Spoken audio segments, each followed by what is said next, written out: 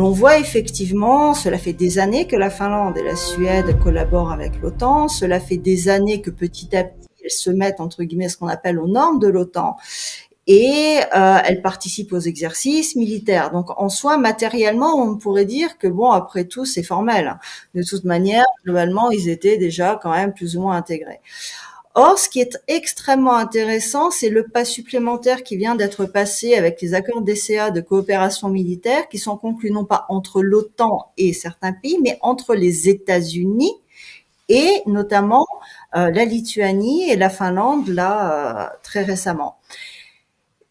On voit tout de suite une privatisation de l'OTAN. C'est-à-dire que l'OTAN n'est plus une espèce de structure entre des États qui coopèrent entre eux pour se défendre, entre guillemets, ou en tout cas pour mener une action commune.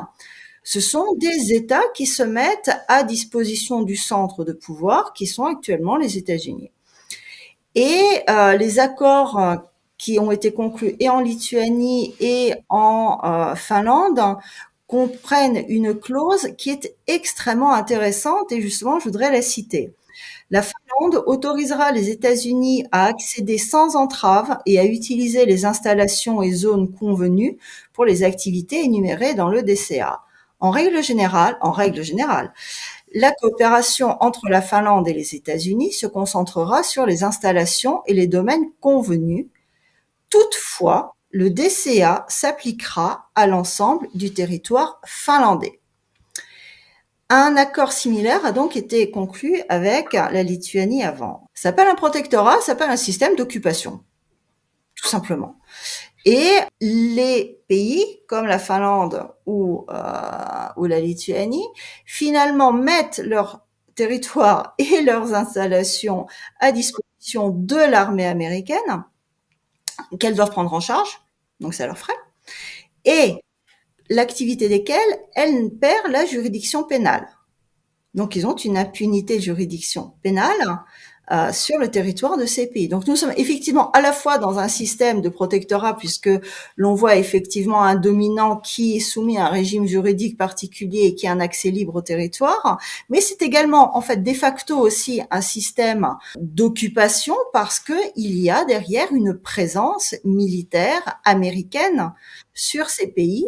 Et ce qui est extrêmement intéressant aussi, c'est que le document précise que la position en fait de la Finlande est de dire que le DCA renforcera la défense finlandaise car il permettra la présence et l'entraînement des forces américaines ainsi que le prépositionnement de matériel de défense sur le territoire finlandais.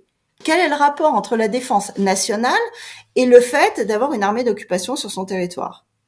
C'est assez surprenant quand même. Par contre, ce qui est extrêmement intéressant pour revenir à la première question, à savoir le rôle de l'OTAN, c'est que justement, le lien est fait de manière directe, puisqu'on peut lire de cette manière, il soutiendra également la mise en œuvre des mesures de dissuasion et de défense de l'OTAN. Donc finalement, petit à petit, les pays membres de l'OTAN ont reconnu le droit à l'armée américaine d'utiliser leur territoire comme bon leur semble. Et maintenant, on comprend beaucoup mieux pourquoi la Finlande devait absolument en toute urgence fermer les frontières avec la Russie.